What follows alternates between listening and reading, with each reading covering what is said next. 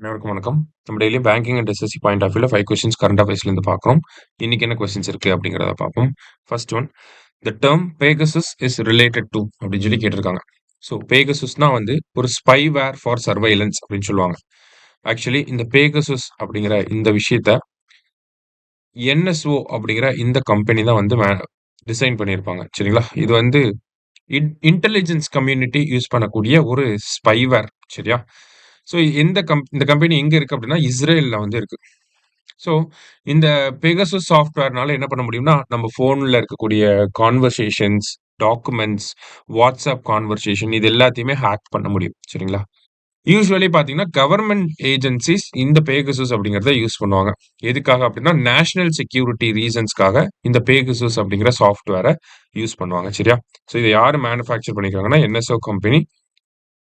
எந்த கம்பெனி அப்படின்னா இஸ்ரேல். சரியா?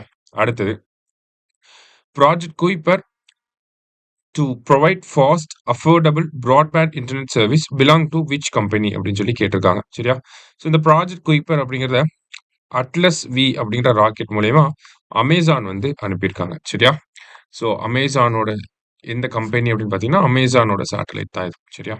Next, which Indian institute is collaborating with HMD Global and Tejas Networks to launch direct to mobile phones in India? So direct to mobile phones அப்படின்னா இது வந்து ஒரு புது technology. Direct to mobile அப்படிங்கிற technology.